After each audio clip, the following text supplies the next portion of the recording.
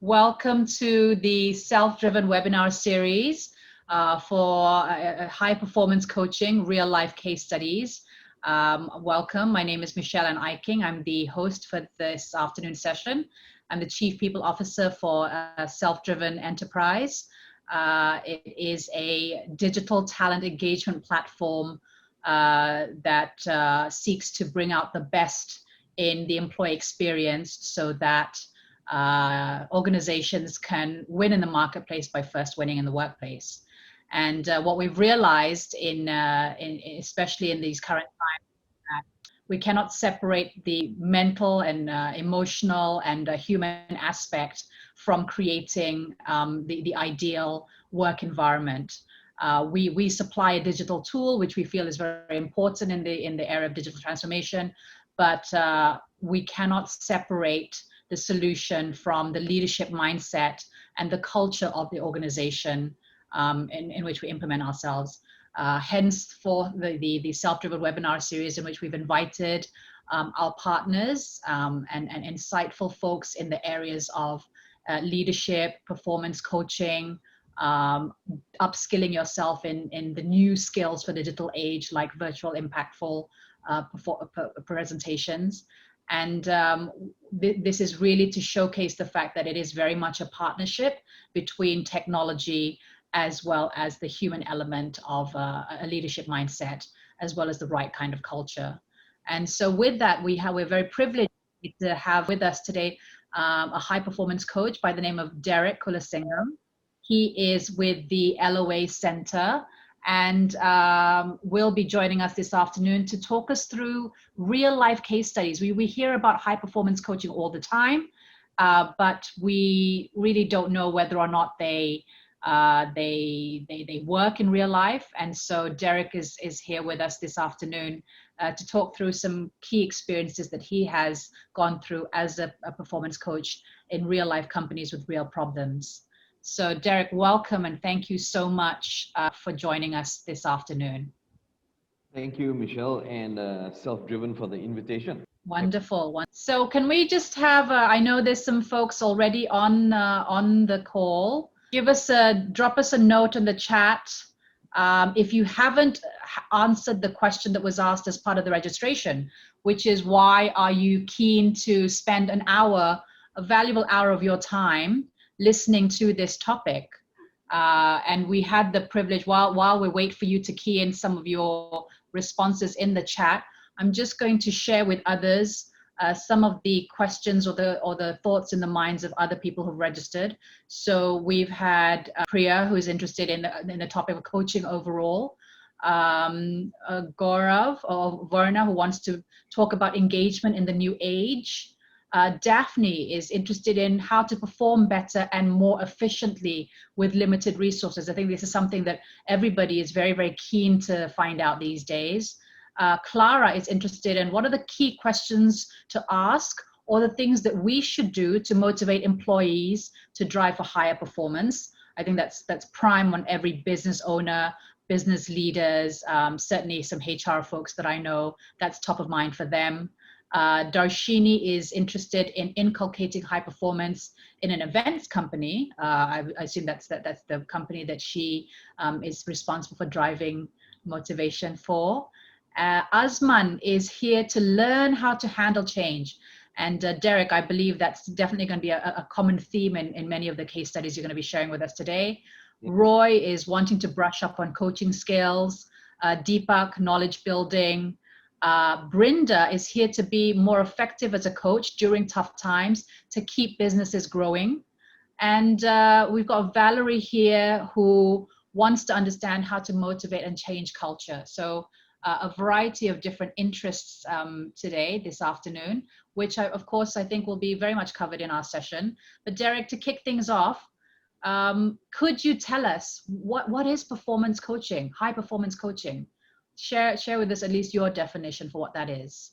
Okay, one of the things about myself and my team is that we don't come from a traditional coaching background, right? I'm trained as an environmental scientist. My partners are an accountant, a mechanical engineer, and someone who was working in admin and finance. And we were drawn together. I mean, we are two husband and wife couples. 12 years ago, we were drawn together by just having this desire to help people to win in life, right? And Mm. we realized that, there was a lot of noise out there in terms of this framework is better, this method is better. And at the end of the day, what we wanted to do was just keep it really simple. So, um, performance coaching in a nutshell is about number one, helping people to identify what they want. Number two, helping people to identify a strategy or a plan to get what they want. And number three is helping them to get off their, backside and doing something about it, really. So in a nutshell, it's only three steps. However, because we are all individuals, we all come in with varied backgrounds and from different environments and different life experiences. A lot of us carry negative habits or behavior patterns. So in most cases, we are actually helping people to identify where they're at, identify things in their blind spots, I suppose you could term that, identify things in their blind spots, and more importantly, identify what's holding them back. What are their invisible handbrakes? So if you imagine if you're driving a car and you haven't got Mm-hmm. your rear view mirror or your side mirrors, and you're trying to accelerate, but your handbrakes pulled up, you're not gonna go very far. You're gonna make a lot of noise. You're gonna burn your tires, and it's gonna be uncomfortable. So in essence, performance coaching is helping people to identify who they are, identifying what they want, and identifying some simple, fun, engaging, clear steps to take in order to get there. Wonderful. Very clear definition. Who are you? Where do you want to go? And what are some strategies to get you there? Yeah. And so we would really want to make this session as value adding as possible for our audience, some of whom I believe may not necessarily be coaches themselves, but certainly want to walk away from this session understanding key things that they can take action on in terms of getting clarity and direction for themselves, as well as for the people that they either have responsibility over as a people leader or people they care about, immediate family members, loved ones. And so why don't we jump straight to the case studies? So the first case study, Derek, is about a call center where it was a collections department. The task being, you have to collect loans. You managed to increase the performance. I think, although we said in the 83% to 92% collection success rate, I believe in a previous engagement, it started off with a baseline of 70. Would that be correct, Derek? Can you tell us about it? Yeah, it was about 72. But before we move on to the case studies, what I read through in the questions was, someone wanting to know a bit more about a coaching framework. So what I do is just to, address that so that as we have these conversations, then we can fill up that framework. Because one of the basis of being an effective performance coach is just working on universal principles and having set frameworks. Because with the principles and frameworks being understood, then you can use systems, processes, tools, and help people to actually take action. So the principle that I use is very simple. It's just like a triangle. If you can imagine a triangle, and the base of the triangle is you, right? Me, and it's all about us versus ourselves, right? It's us addressing our biggest challenge, which is individual performance. So that's one component. The second component on the side of the triangle is people, because in order to get any form of result, we have to work with people, we have to work through people, we have to serve people, and so on and so forth. So, when Dale Carnegie wrote his famous book, How to Win Friends and Influence People, that's essentially what it's all about, right? And the third part of that triangle is clarity. We need to have absolute clarity in terms of, what is the purpose of what we're doing, what are some of the key objectives, and what are some of the outcomes.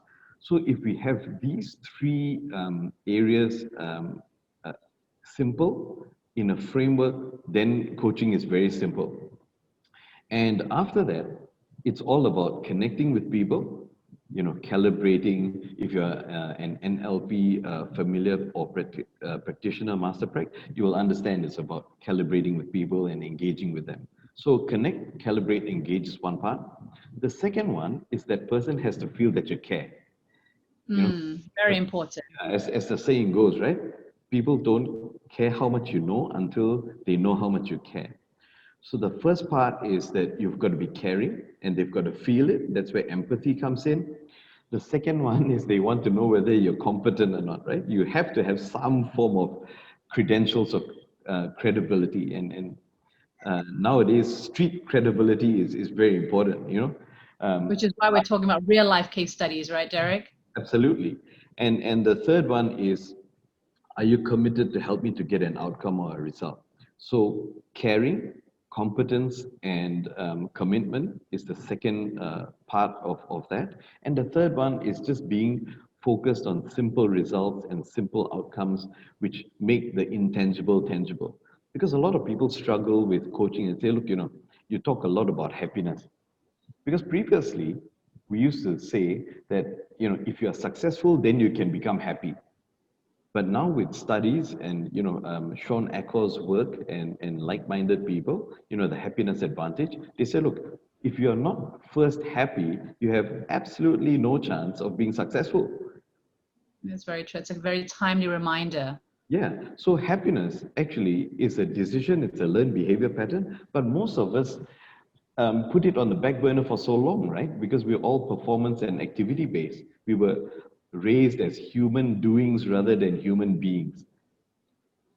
Very good reminders. Very good reminders. So the first case study, and I think the theme runs through all three. It's about understanding people as human beings, treating them as human beings, and realizing that everyone's different. We've got our own, belief systems. We've got our own values. We've got challenges with identity, which impact our behaviors. So the first case study, call center, was we've been in their space for about 3.5, 4 years. Mm-hmm. They engaged us initially to build a positive, happy culture at the workplace. As you are familiar with, call centers have notoriety in terms of High attrition, high pressure. stress, pressure. A lot of people have the burnout strategy. You come in, you work for 2 years, and then you're either burnt out or you need to take a break before you come back again. So they wanted to increase the culture of positivity, performance, and productivity in the workplace. They started wanting to build relationships instead of being transactional in that, because it was a very collections based. So And more so, would those relationships be within the peers, or who are those relationships between the employees among themselves, with their managers, the clients? What exactly? 360 essentially, with their superiors, with their supervisors, with their team leaders, with the department heads, and with the owners of the company. At the same time with their own colleagues, because they work in a buddy type system. Sometimes 2 or 3 people would call from a similar database Right. for a month or two. And obviously calling people to remind them to make, timely and prompt payments, I suppose. So This is not a job many people would sign up for, not a job that would necessarily bring a smile to your face, to have to call somebody up and ask them for money back, right? Yeah, absolutely. And one of the biggest challenges for us was to actually invest time with the team and actually show them that we care.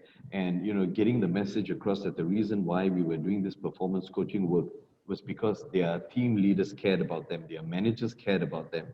And they weren't just a number to help them to get a result, but they actually were human beings who, they wanted to engage with, they wanted to help them, to move ahead in their careers and in their life.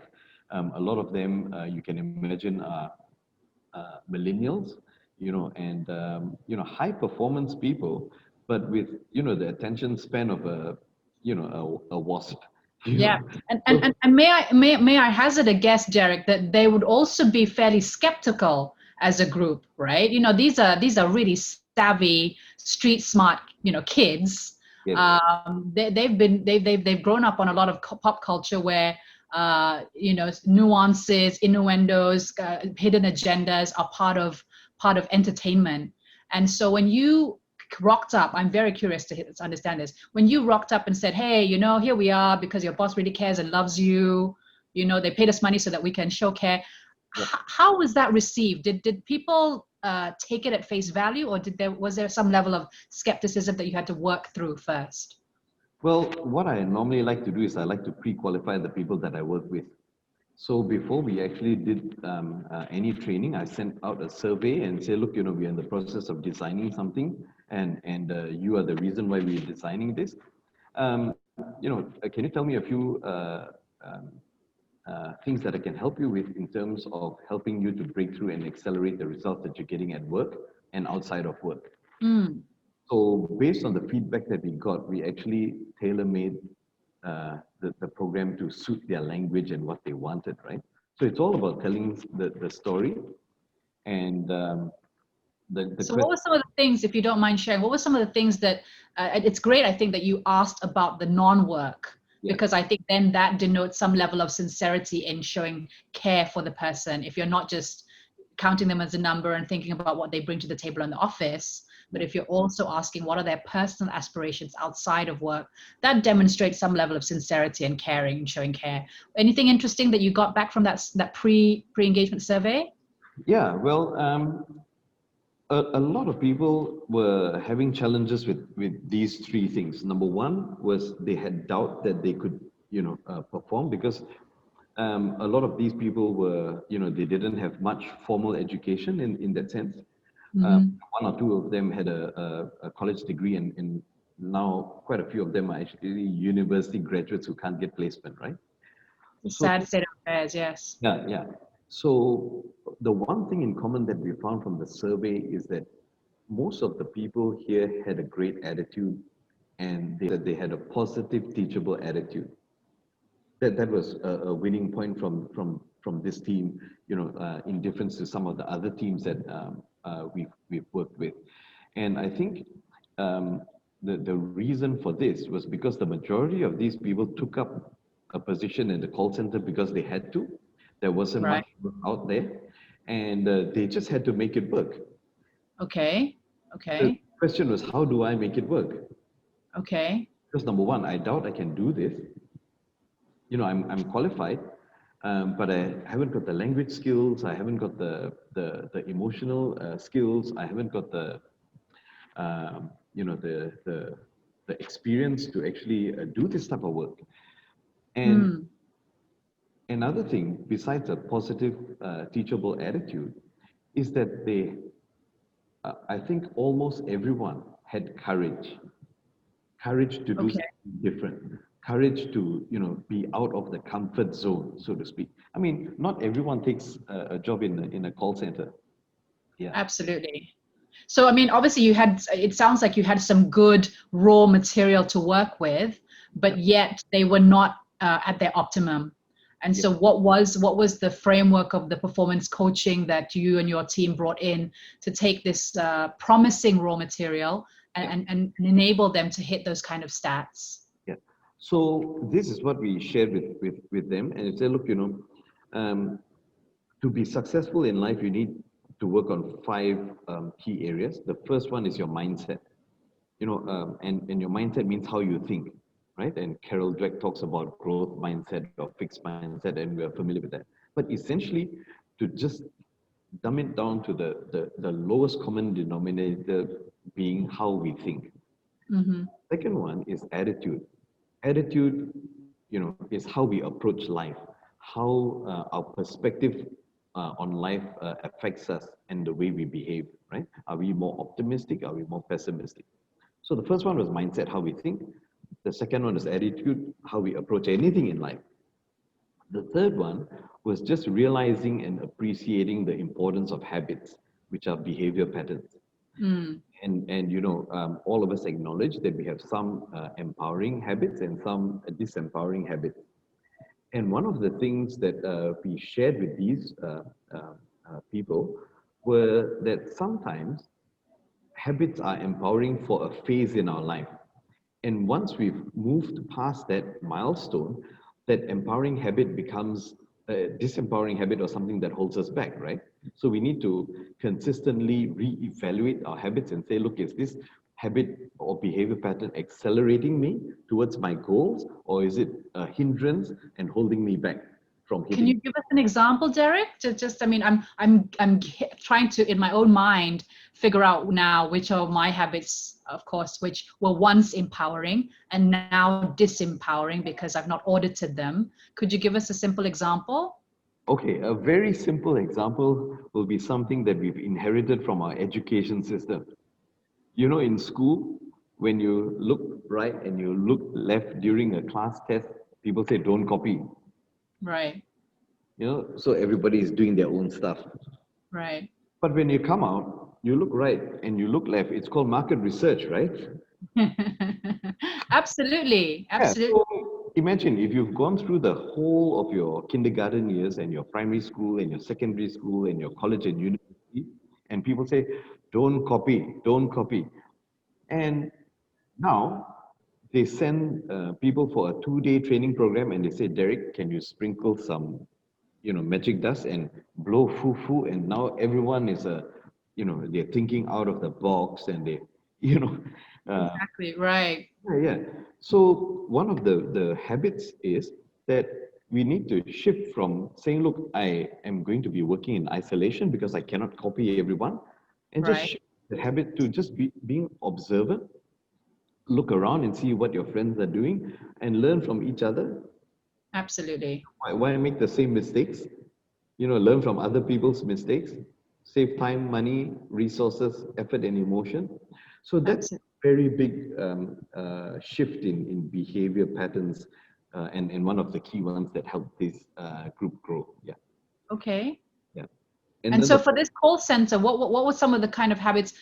Was that what you mentioned? That prior to this, they perhaps had not thought of looking to their peers to see best practices, and that was a key habit that you helped them change. yeah. And another habit was, coming from this mindset that you get paid for time, right? Time for money. You come in, Mm, you sit for 8 hours, and you get paid. But now with the COVID experience, they are working shorter shifts. They because of social distancing and whatever not. So from 8 hours, they've been brought down to 5 effective working hours. Their compensation and benefits have been reworked. So downwardly revised, yeah. about 30 to 40%, right? So it's Wow. significant. And one of the things that had to shift, the behavior pattern, was the mindset and the behavior that I'm going to get paid anyway if I sit here for 8 hours. So Mm, the time for, the get paid for time had to shift to energy for results. I'm going to come in, I'm results. doing my work. If I finish my work and I hit my target for the day, then I can leave. So it was a combination of changing those habits of coming in and having an explosive start, so that you started well, you generated momentum, and you completed what you needed to do. And later on, when they were already at the 80+% level, which was something that they had never achieved before, which was about a year and a half or two ago, they went into their comfort zone, right? Oh, Mm, we're great, we're fantastic. Everybody was celebrating. But what happened was their habits changed back to where they were before, right? It reverted back to the set point, so to speak. They stopped having their daily meetings. They stopped, doing using some of the tools and techniques that they were taught. So Could you share, just elaborate a little bit more for the benefit of also, how did this magic happen?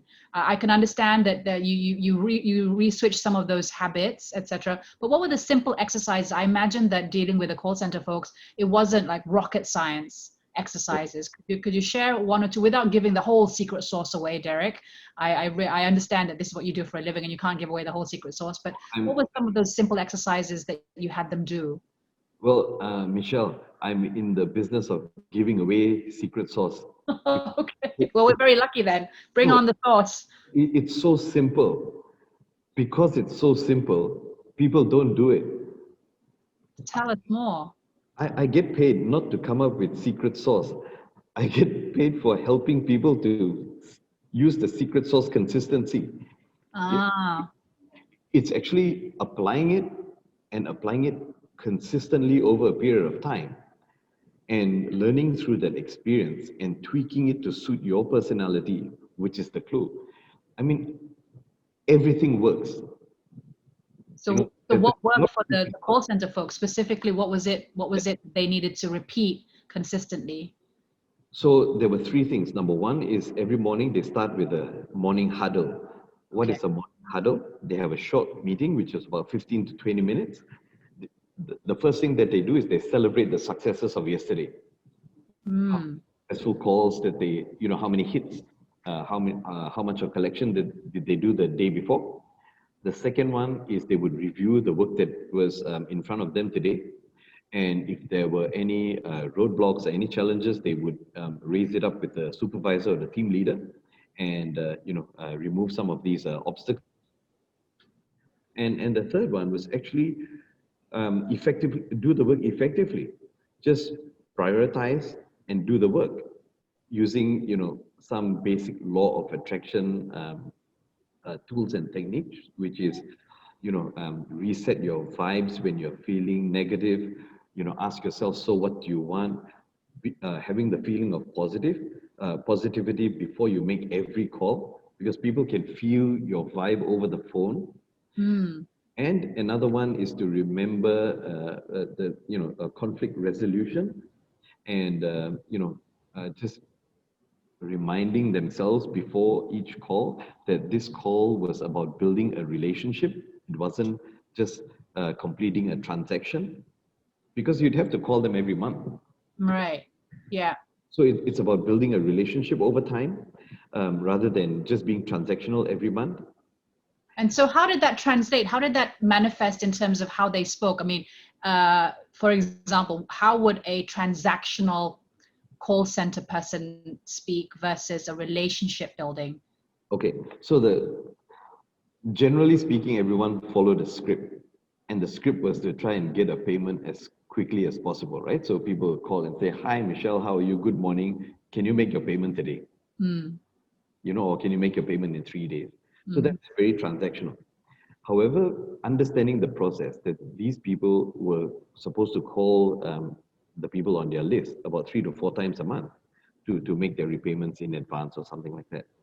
So the first thing that we teach people is to say hello, ask them, how are you?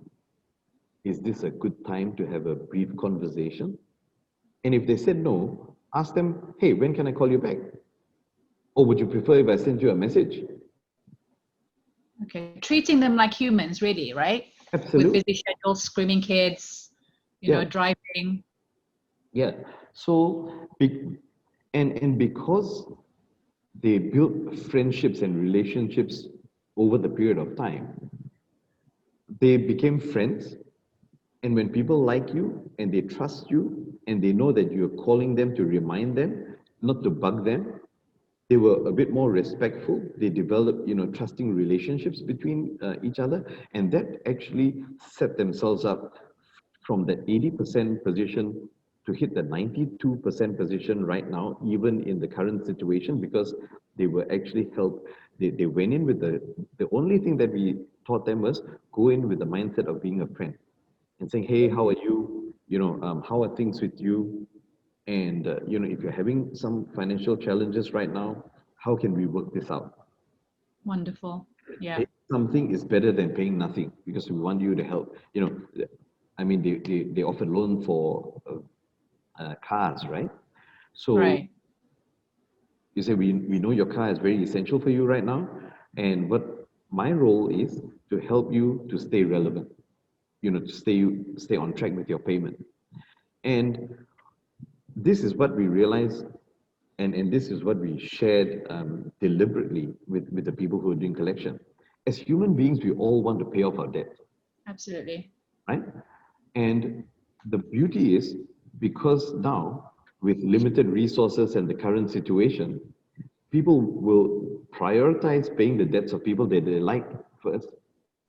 So if they've got a good relationship with you, they will pay you first. Absolutely. So that makes a lot of sense. That makes it crystal clear, at least for me, that the value of developing that relational style versus the transactional style. I want to go back to a little bit of what you said earlier, Derek, about in the huddles, focusing on the successes of yesterday. And celebrating the successes of yesterday, as well as putting front and center what they wanted to achieve for today. What is the science behind that? If you could explain a little bit.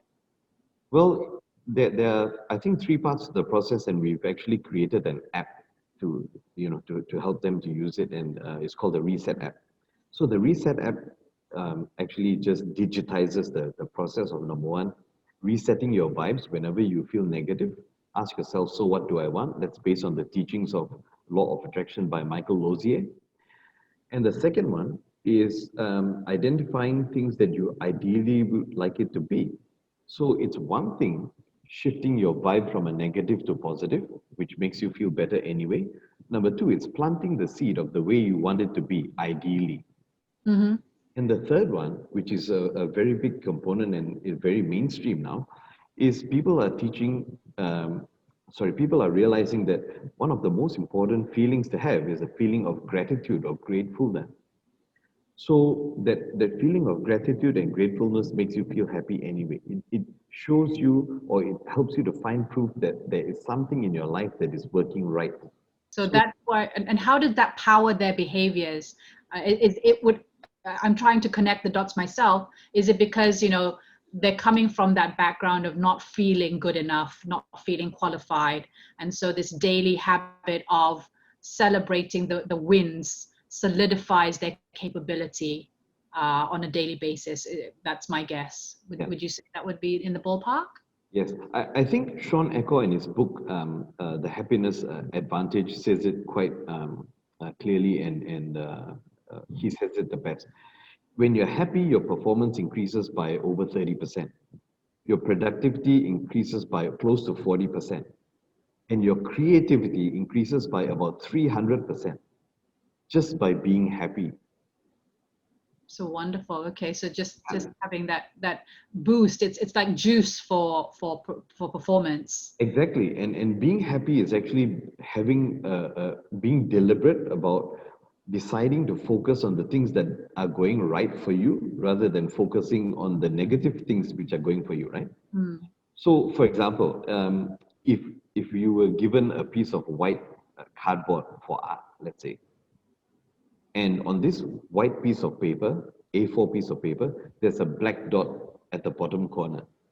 As human beings, where would we focus? The black dot. On the black dot, right? We could have a big piece of paper. It could be an A3 piece of paper, and there's one small black dot at the bottom there. Everybody looks at the black dot. So it is developing the habit of focusing on the white piece of paper rather than going to the small black dot, which helps us to be happy. And when we are more happy, we perform better, we are more productive, and we are more creative.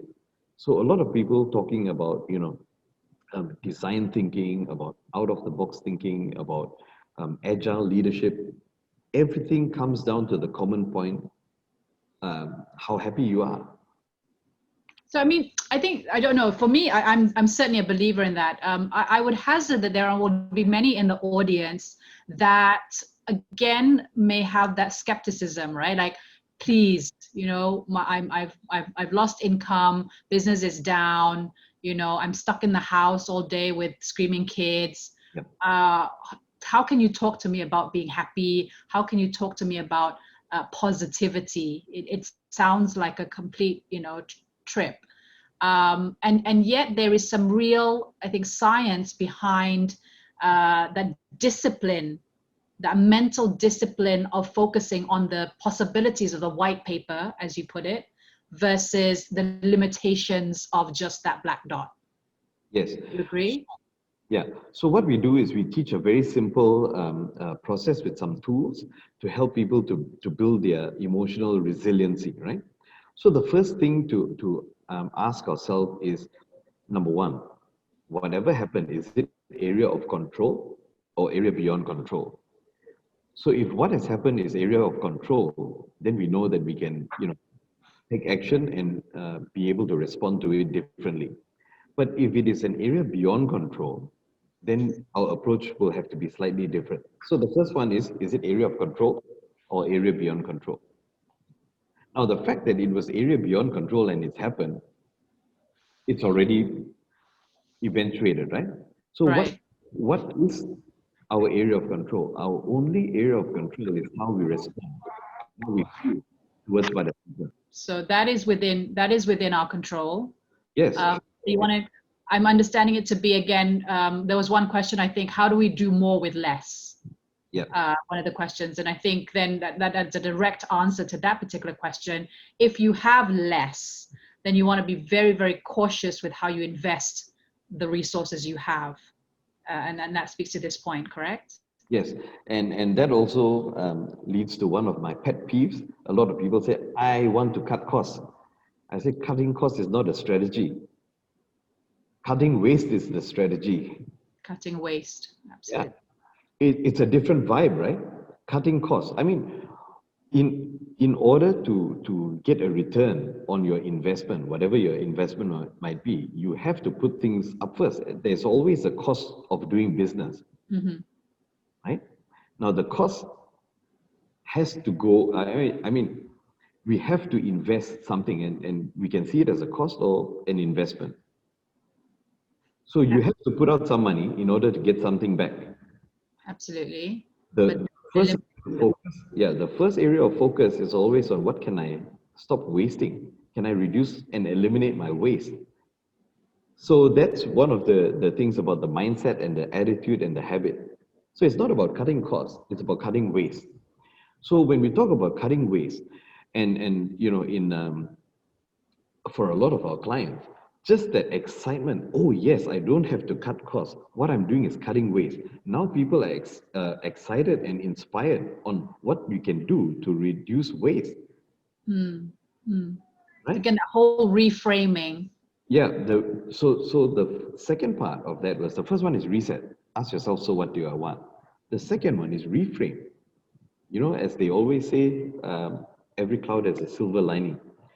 The question is, are we focusing on the cloud or the silver lining? So the reframe question is always, what's the gift in this? What can I learn from this? So, I need to cut costs. My boss asked me to cut costs. The owners asked me to cut costs. Actually, let me reframe that. Let's cut waste. So that gets people excited. And let's. Yeah, and when people are excited, they're inspired, right? Yeah. And they can continue to go ahead. Yeah, so it's what we call an excitement loop. If you're excited, you will take some action. When you take some action, you'll get some results. When you get some results, you build your belief. When your belief is built, you get excited again and you perpetuate that cycle. So that's where from activity, you become effective, and I like to call that effectivity, right? Effectivity. Yeah. Interesting. Performance. It does sound really interesting when as you paint that picture of a cycle, Derek. What I'm envisioning is a kind of continuation of energy. Yes. Right. It's a rejuvenation of energy so that it continues and is self-sustainable. And I loved what you pointed out very early on in the session about it's no longer money for time, but energy for output. So how do we sustain that energy so that we have a consistent level of output? And you're describing this right now. Yeah. So the question then is, a lot of people say, hey, Derek, very good. You are excited, you take some action. You take some action, you get some results. You get some results, you build your belief, and you're excited all over again. But what if I'm not excited? Yeah, that's a valid question. What if I'm not excited? And especially right now, the challenges of today, there's lots to not be excited about, frankly. Yeah. And the response is, if you're not excited, you've got to be disciplined. Tell us more, Derek. So you've got to be disciplined to take some action, to get some results. You build your belief, To and give then you the excited. Great. So Right. you can choose to either be excited or to have discipline. And Being excited intuitively seems more fun, but you've got to make it fun. Being a performance coach is very simple actually for those of you who are wanting to coach people in your teams, both at work and at home. Number one, you've got to make it simple and clear, because the thing that stops people is doubt, confusion, and complexity. The second part is that you've got to make it fun and engaging. So fun for people to do, and then they enjoy doing it. It's just like playing a computer game, right? Angry Bird or Candy Crush or one of these things. The guy is not interested in work, but he's in level 680 on Candy Crush. I mean, like, hello. yes. So, and the third one is focus on outcomes and results. So, in every aspect of coaching, if you make things simple and clear, you make it fun and engaging, and you focus on result and outcome, you'll be a pretty good coach. Absolutely. And so interestingly enough, we apply all these fundamentals within our digital talent engagement platform. It's exactly that: setting the right expectations, holding people to those expectations, and when they meet them, rewarding them accordingly. So I understand all that. Yeah. I wanted to make sure that we cover the case studies. We've talked about the call center and that shifting and reframing of mindset and habits that allowed them to achieve those successful stats. In that case study, you also kind of went into the second bit about helping people along. They know what to do, they just don't do it. And that was our second case study. Was there more along that topic that you wanted to talk about, Derek? Yes. Generally speaking, most of us fall into that category, right? We are a fountain of knowledge, but we don't apply that knowledge, and that's the biggest challenge. And it has become more apparent now, especially with the COVID and the social distancing and all that, this type of stuff. Because on top of all the things that are happening in our professional and personal lives, distraction and disruption have come into play. So it has increased that doubt, that confusion, that complexity, and it has manifested in fear. And fear is a negative emotion that is very elusive. And we understand that law of attraction or karma or cause and effect, whatever you want to call it, it's a universal principle. It's based on our feelings, not what we say, not what we think, but how we feel. So this is one of the reasons why a lot of people who say, look, I'm positive. I say positive things, I think positive things, but how come I'm getting frustrated, not getting the results that I want? Because law of attraction is based on your vibe, your feeling, how you're vibrating right now. So this may sound a little bit like a kind of woo-woo for a lot of people out there who may not subscribe to this philosophy. But many of the same people who would express, again, I'm going to use the word skepticism, very readily take on the Stephen Covey principle of begin with the end in mind. Yes. Right? So they will say, oh, yes, that is a business book. I will take it, begin with the end in mind. And that could probably be an placement for if you think the law of attraction sounds too new agey, too woo-woo for you. Well, the easiest way to reduce skepticism is ask them to test drive it and get results for themselves. This is what Einstein says, right? If you're doing the same thing over and over again and getting the same results, that's the definition of insanity, right? Absolutely.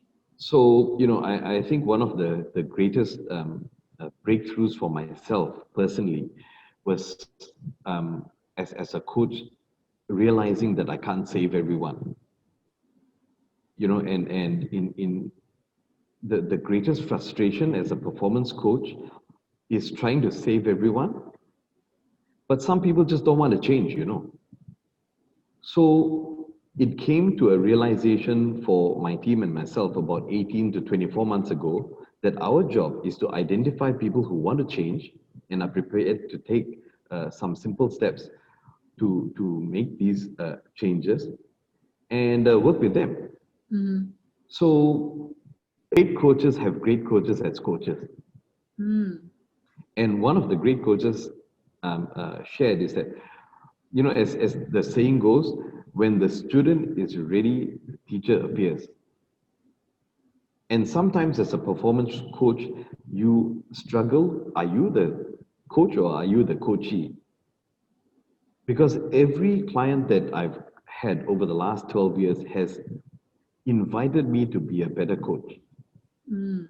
Interesting. Yeah, and in my process of learning about a bit about myself and how I deal with other people and getting absolute clarity about what I want and what my clients want, we've been able to work together to get a win-win-win result, right? Everybody wins again. The frustration of any coach and as an employer or even in HR professionals, you're trying to push square pegs into round holes. Yeah. So one of the things we tell people is, look, when you recruit, why don't you recruit round pegs for your round hole? Rather than square pegs for a round hole. Yeah, so recruit round pegs for round holes and square pegs for square holes, rather than getting a square and trying to squeeze it into a round and getting a round trying to squeeze it into a square. Absolutely. That's the source of most of our frustration. So if you want to be a good performance coach, the whole idea is get good clients. That sounds fairly simplistic though, right? Like we Yeah. all want the high paying clients who are receptive. I would imagine that I want to be mindful that we have not yet got into our third case study of somebody who very much needed that support and coaching because of having to go through a waste reduction exercise, cost Yes. reduction exercise. Can you tell Yeah. us a little bit about that, Derek? Yeah. Well, this person was a senior HR professional and extremely excellent at what he did. The challenge was releasing people, right? Downsizing. And having to have conversations with people to tell them that they were no longer required in the organization was very energy sapping, especially when terms and conditions have changed. I suppose, you know, Mm. 5, 10 years ago, when you were made redundant, you had or you were offered a package which was a fair package, I suppose. But now, with whatever economic situation which is prevailing, they had to reduce these people or release these people with minimal benefits or Mm. compensation. And the great frustration and the sadness happened when people used to break down in tears and say, "Look, I'm at this age, I can't do anything more." And the bigger challenge was that these people were resistant to be reskilled. Mm. So there is resistance from them. They know that it has to happen because the entire division has been closed, and it became a nightmare for this person to say, look, I'm trying to do the best that I can do my work, I can do it well, but emotionally being battered and not being able to talk to anyone at work about it because of the privacy and the confidentiality protocols. So we what we needed to have was authentic conversations. And in many cases this person actually broke down in tears, And we needed to use the reset process. Number one, reset. How do you feel right now? Because if you're feeling negative, realize that every area of your personal life is going to be impacted by this feeling of negativity which you have right now. And that feeling of negativity is a 24-hour feeling that you have. So it's going to be good for your physical health, your mental health, your own spiritual health. So we've got to fix this. So reset your vibe. So what do I want? The second one was the process of reframing. And once again, it just took some weeks of, conversations once every two days over a cup of tea. And just having authentic conversations to train our brain to focus on what is the gift in this, what is the learning point in this, and focusing on the silver lining rather than the cloud. And so in this instance, what was the silver lining for this gentleman? I'm assuming it was a gentleman. Yeah. What silver lining did he see? The silver lining was that he was the best person for the job because he was empathetic, he was compassionate, he was caring, he was kind, and anyone else in his team wouldn't have been able to do it the way he did it. So just realizing that he's the best person for the job, and that's why he was selected. That's one. The third component was, heart rhythm breathing or meditation, just to clear the negative feeling. The good thing about this guy is he does yoga. So he did more yoga and, just being a bit more mindful and just processing the negative feeling to completeness, right? And there's some tools which we teach as well. The core tool, which is it's something to do with committing ourselves to the recurring energy, right? To feel negative energy till completeness. And the other one is the gap technique, which is the greater awareness place. So it's about being mindful. It's about processing your emotions so that it doesn't impact you anymore. Right. Let them run its course. So allowing them to come to fruition, full fruition within yourself. I would imagine that would require some support though. Do you sit in a corner and allow the emotions to wash over you, or do you talk it through over teh tarik with a coach, or what is recommended, Derek? Well, it depends on the individual. The good thing about this person is that he has a spouse, and his spouse is also in the HR space. So, he had more formal conversations with me, developed a framework, and, I'm not with him all the time, obviously, but his spouse is, right? So what he did was he used those tools and techniques that we shared with him, and he used to have conversations with his spouse. So they both sat, together and processed the emotions, and just basically being his partner was the shoulder for him to cry on, so to speak. And they processed the emotions. They had conversations, and that also helped them to develop a more loving relationship amongst themselves as well. So that was the silver lining in this whole process. Additional silver lining.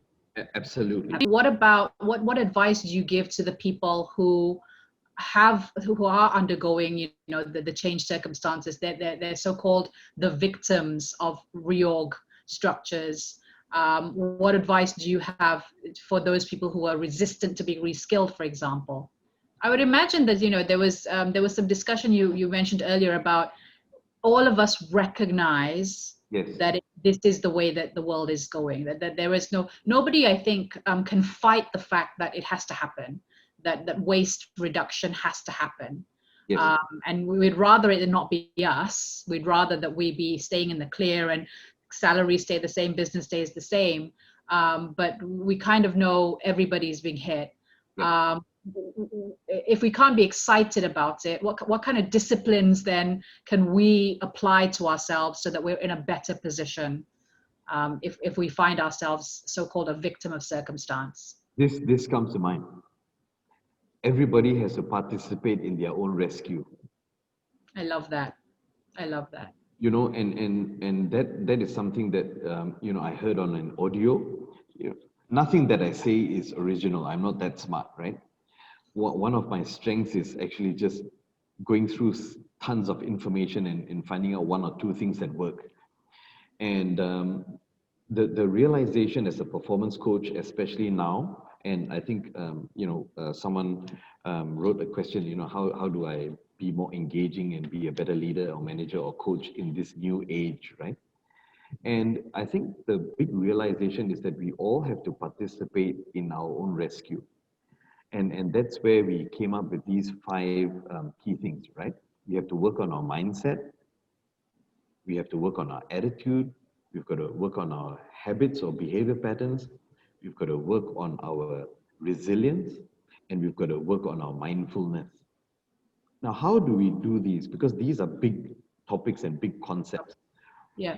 And I like to refer to these few little keys. From, if you can think of the word clearest, right? CLEAREST. Okay. So how do we develop mindset, attitude, habits, resilience, and mindfulness? Work on these areas. Number one, work on your communication skills. Mm-hmm. Clear, simple, authentic communication. NLP is a good way to start, but communication skills, effective communication skills. So that's the C. The L is leadership effectiveness. It's not just knowing about leadership, but it's about being effective with different people from different personalities, with different learning modalities, with different personalities, and so on and so forth. So being an effective leader. The third one is having emotional resilience, being able to handle disruption, distraction, handling objections and rejections, bouncing back from setbacks. The fourth one, the A, is attitude development. Always work on grounding yourself, but being optimistic. So being grounded, optimistic rather than pessimistic, or even, a lot of people say, I'm a realist. I mean, if you're a realist in this current situation, there's not much to look forward to, is there? So that's the A. The R is relationship excellence. How we relate to people, how we relate to situations, how we relate to ourselves. One of the biggest challenges that I have faced and continue to face with high-performing salespeople, right, is relationship with success. They work hard, but they don't believe that they deserve success. They don't believe they deserve the acknowledgement because of these habits or these programmings that we've had from 0 to 7, 7 to 14. We grew up in environments where our parents said, it's hard to make money. Money doesn't grow on trees. You much money. Programming for wealth creation. Absolutely, and this whole relationship with ourselves, that's a big one. All of us have this little angel and this little devil, and they're having this battle in our mind, right? So having a better relationship with ourselves, empathy, totally different from sympathy. It's about being able to feel how the other person is feeling without going there and wallowing in that same emotion. Being able to step away, to be non-attached, so that you can actually uplift that person to a better feeling place. Self-concept, how we see ourselves, our self-image. Self-ideal, how we want to see ourselves. And the gap between our self-image and our self-ideal, which is the self-esteem. So it's about working, to bring narrow that gap, to increase our self-esteem. And the last one is team building, because whatever we want to achieve in life, we can't do it ourselves. We've got to work with people, we've got to work through people, we've got to serve people and develop clarity. So these are some of the things that we can actively work on. There's, there are heaps of books out there, audios out there, people out there who can help you to take one next step for you to either have the discipline or the excitement to take some action to find some results. And based on the results, you get your belief and you get onto that excitement loop that we spoke about earlier. And hopefully, ideally, you will then be able to start trading that renewed energy for really successful outputs and outcomes. Thank you so much, Derek. Derek, did you want to say anything before we Hi to the audience. Just 2 points that come to mind. You know, everyone can become a coach. I mean, we are all coaches. We give advice and perspective to people anyway.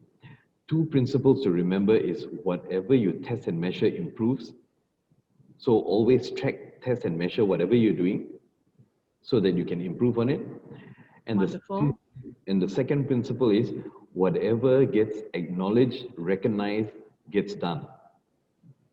So Absolutely. start acknowledging people, start recognizing people, and start rewarding people, and everything that you want will get done. So track, test, and measure to improve, acknowledge, recognize, and reward to get the result that you want. So have fun in the process. It's a process. Remember, everything works, just not all the time, not with everyone. And it, you know, track, test, and measure, and see where you go with it. Wonderful. Thank you, Derek. I mean, and if I were to put a plug for SelfDrvn, we have a digital platform to do exactly that: track, measure, and then reward accordingly. So if we come across organizations that have the right kind of leadership mentality and the culture, the desired culture that we've been discussing this afternoon, I think it'll be a match made in heaven. Thank you so much, Derek, for the time that you've spent with us this afternoon. I look forward to catching up with you again soon. Thank you very much for the invitation and looking forward to having a cup of tea with you soon. Wonderful. Take care, everyone. And thank you, audience, for sticking around. Signing off for today. Thank you very much. Bye-bye.